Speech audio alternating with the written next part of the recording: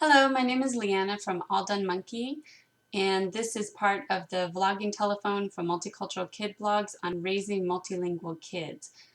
And I'm going to be answering a question from Becky at Kid World Citizen, and her question to me was, can a non-native speaker raise bilingual kids?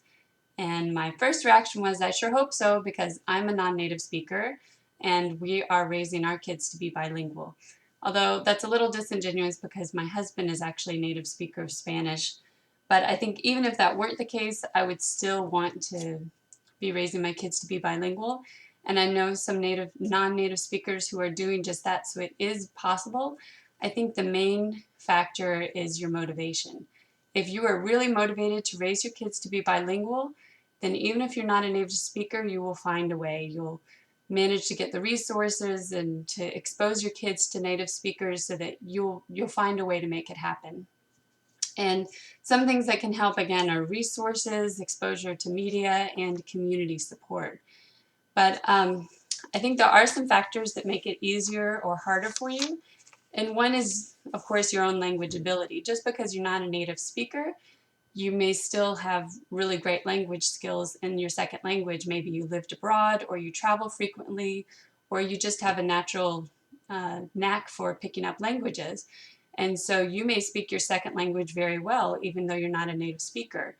And the other thing to keep in mind is that even native speakers have a hard time raising bilingual kids. Just because you can speak a language doesn't mean you're great at teaching it. Just like a musician may not necessarily be great at teaching kids to make music. Um, they're really separate skill sets, and of course, being a native speaker obviously helps you, but it doesn't necessarily mean that you're great at teaching the language to someone else. And also, one thing I've seen happen quite a bit is that native speakers, when they're living in a new country, often will start to lose their language, especially if they're not surrounded by other speakers of that native language. They might start to forget words, their language skills get rusty, or they might not have words to talk about things that their kids are interested in that maybe they didn't grow up with. For example, they didn't grow up with iPads or different games on the computer that their kids are into, so they may not necessarily have that vocabulary either. So just because you're a native speaker doesn't mean it's easy to do. Or they may not have support from their community, their partner, or their family might be against them teaching the language to the child. So might have some disadvantages as well. And the other thing to keep in mind is that people have different abilities when it comes to language or being in tune to language.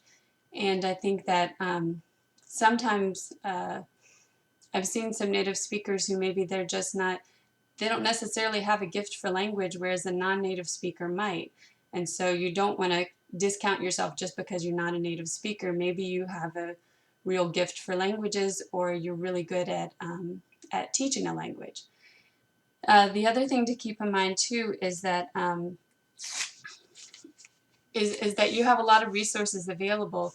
So just because you're not a native speaker yourself, and I know one thing that happens is a lot of times people worry about the mistakes they might make. That happens to me a lot, especially when I'm tired. I get pronouns mixed up, or I don't do the subjunctive tense very well in Spanish especially when I'm tired. But the thing is, kids they're going to pick up on the big picture of what you're teaching them. And it's not that important if you make little mistakes or if your accent isn't perfect. One thing you can do to balance that out is to make sure they are exposed to native speakers. Even if you don't have any in your community or that people that you're in touch with, you can always do it through exposure to media. There's a lot of stuff online now. There are great DVDs and CDs that are available. So you can always expose your kids to native speakers so they hear that, even if they're not hearing it necessarily from you. And just think about what a great foundation you're giving to them, probably a lot better than what you got as a kid. If you're anything like me, you didn't really start learning a second language until you were in junior high, which for me was about maybe 13 or 14 years old before I actually started studying Spanish. And you're giving your kids a foundation a lot earlier than that, and a lot more solid foundation than probably what you got. So even if they have to correct a few little mistakes later on, it's still going to be so much easier for them than it was for you. So again, I think there's so much that you can do to compensate for not being a native speaker. But the number one thing, like I said before, is your motivation. If you want your kids to be bilingual and you're willing to put in the time and the effort, then you'll find a way to make it happen. And so now I'm going to pass the phone on, so to speak, to Annabelle at the Piri Piri Lexicon.